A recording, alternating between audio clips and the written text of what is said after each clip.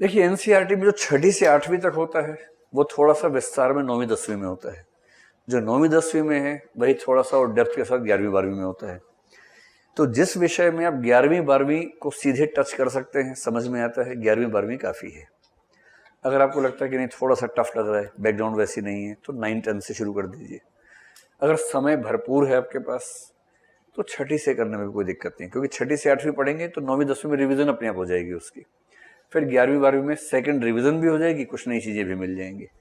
तो दोनों तरीके ठीक है। जैसे अगर आपने हिस्ट्री स्कूल तक पढ़ा हुआ है, आपको समझ हिस्ट्री की है, तो सीधे 11वीं 12वीं उठा लीजिए।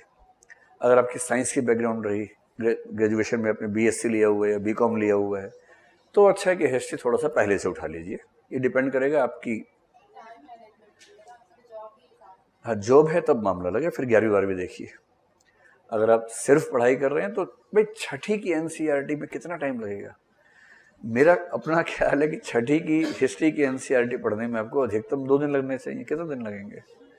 2 दिन में 6ठी हो गई। जैसे 6ठी में 2 दिन में हुई थी वैसे ही तब तब भी तो 2 दिन में हुई थी, अब तो आप और बड़े हो गए 2 दिन में 7वीं, 2 दिन में 8वीं निपटाइए, उसमें कितना टाइम लगना है।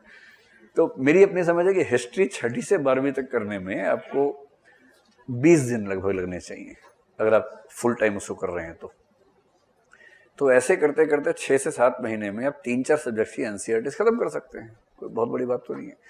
पर हाँ, अगर आप जॉब में हैं और समय मैनेज नहीं होता तो आप सीधे 11वीं 12वीं उठा के देखिए। अगर लगे 11वीं 12वीं मैनेज नहीं हो पा रहा है तो पीछे जाइए, वरना उससे काम चला सकते हैं। और टेस्ट करने के लिए दृष्टि की वेबसाइट पे एक सेक्शन है एनसीईआरटी टेस्ट नाम से, देख लीजिएगा उसको। तो एनसीईआरटीज में हर किताब के हर चैप्टर पे हमने क्वेश्चन दे रखे हैं प्रैक्टिस के लिए। जो चैप्टर पढ़ा उसकी प्रैक्टिस देखिए, वहाँ सारे क्वेश्चंस आप कर पा रहे हैं नहीं कर पा रहे हैं। हर क्वेश्चन के बाद उसकी व्याख्या भी दे रखी है कि इसका आंसर ये होना चाहिए था। तो इससे आपकी एनसीईआरटी न केवल आपने पढ़ ली, बल्कि आप ये भी देख पाए कि आपकी पढ़ाई का जो निचोड़ है वो क्या निकला, वो निचोड़